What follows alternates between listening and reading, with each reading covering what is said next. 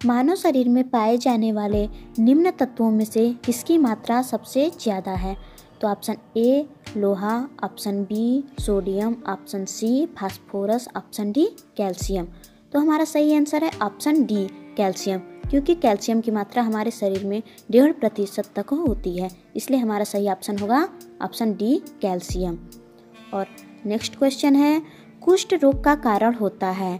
Option A है विषाणु, option B है जीवाणु, ऑप्शन सी है माइक्रोप्लाज्म, ऑप्शन डी है प्रोटोजोआ। तो इसका सही आंसर होगा ऑप्शन बी, यानी कि जीवाणु। ऑप्शन बी जीवाणु।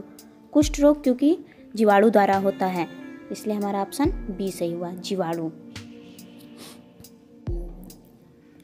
हमारा नेक्स्ट क्वेश्चन है, शरीर की सबसे बड़ी ग्रंथि कौन है? तो हमारे पास ऑप्शन है, ऑप्शन ए लार ग्रंथि, option B thyroid, option C यकृत, ऑप्शन डी अमाशय। तो हमारा सही आंसर होगा ऑप्शन सी, यानी कि यकृत। यकृत सही होगा, क्योंकि शरीर की सबसे बड़ी ग्रंथि यकृत होती है और शरीर का सबसे बड़ा अंग त्वचा।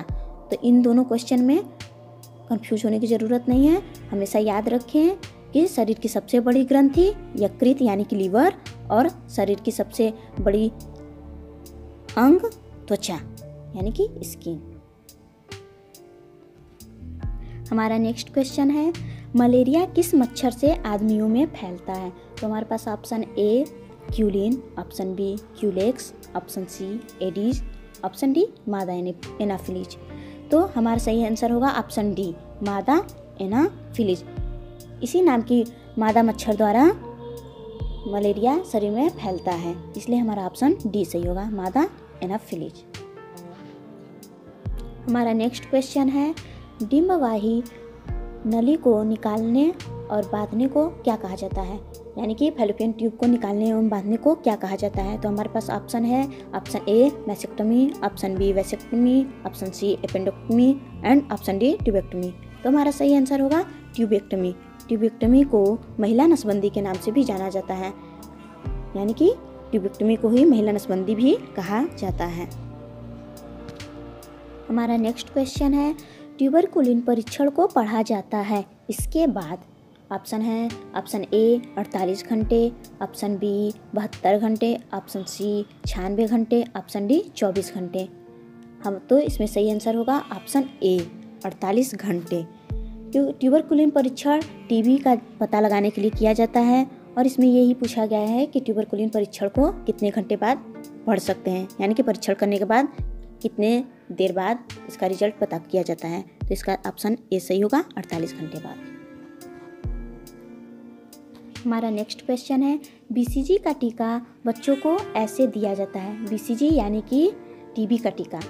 अब बीसीजी का पूरा नाम है बैसिलस कालमेट-क्यूरिन। यह टीका बच्चों को टीबी के लिए दिया जाता है।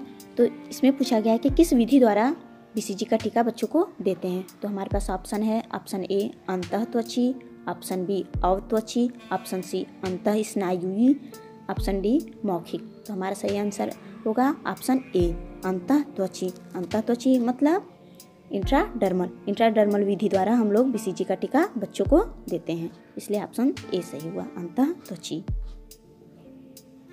हमारा नेक्स्ट क्वेश्चन है, WHO के ताज़ा निर्देशन के अनुसार निर्जलन किस स्थिति में ओआरएस जरूरी है? निर्जलन मतलब कि डिहाइड्रेशन, और ओआरएस मतलब ओरल रिहाइड्रेशन सॉल्यूशन। तो इसके लिए ऑप्शन है, ऑप्शन ए हल्का निर्जलन, ऑप्शन बी मध्यम निर्जलन, ऑप्शन सी तीव्र निर्जलन, ऑप्शन डी किसी भी प्रकार का निर्जलन। तो याद रखें दोस्तों, हम किसी भी प्रकार का अगर निर्जलन होता है तब ओआरएस देते हैं, चाहे हल्का हो, चाहे मध्यम हो या तीव्र हो। तो हमारा ऑप्शन डी सही हुआ, किसी भी प्रकार का निर्जलन।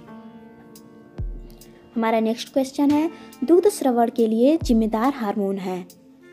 तो ऑप्शन ए वृद्धि hormone, option B FSH, option C prolactin, option D corpus luteum.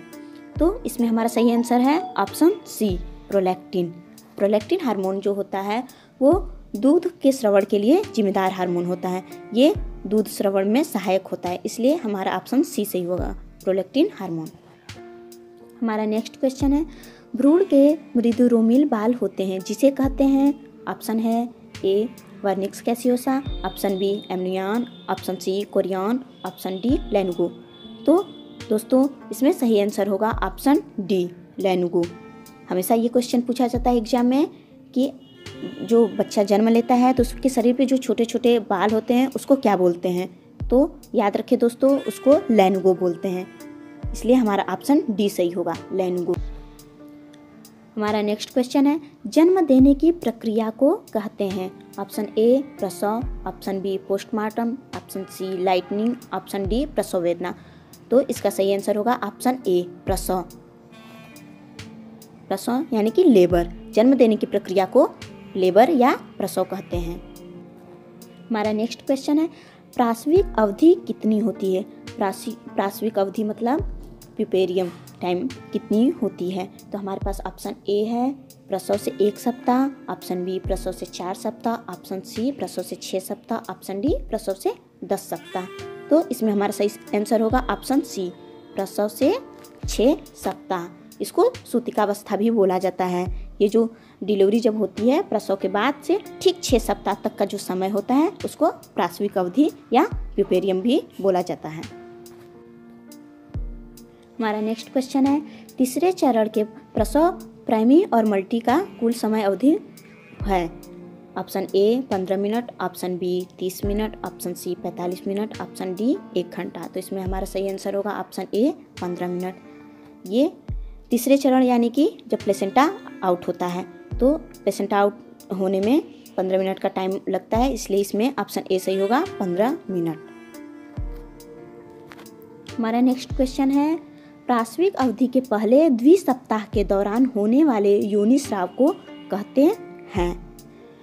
प्रासविक अवधि यानी कि प्रसव के बाद द्विसप्ताह यानी कि 2 सप्ताह तक जो स्राव योनि से होता है उसको क्या बोला जाता है। तो हमारे पास option A show, option B lochia, option C effacement, option D leucorrhoea. तो हमारा सही आंसर होगा लोकिया। इसमें सही आंसर होगा लोकिया, क्योंकि लोकिया प्रसव के बाद 15 दिन तक ये स्राव निकलता है योनि से, उसको लोकिया के नाम से जाना जाता है। तो इसलिए हमारा सही आंसर होगा ऑप्शन बी लोकिया। हमारा नेक्स्ट क्वेश्चन है माँ द्वारा भ्रूण की पहली हलचल महसूस होने को कहते हैं। ऑप्शन ए है बिलाटमेंट, ऑप्शन बी है क्विकनिंग, ऑप्शन सी है लाइटनिंग एंड ऑप्शन डी है किकिंग। तो हमारा सही आंसर है ऑप्शन बी क्विकनिंग। ऐसा माँ को 16वें सप्ताह के बाद से महसूस होता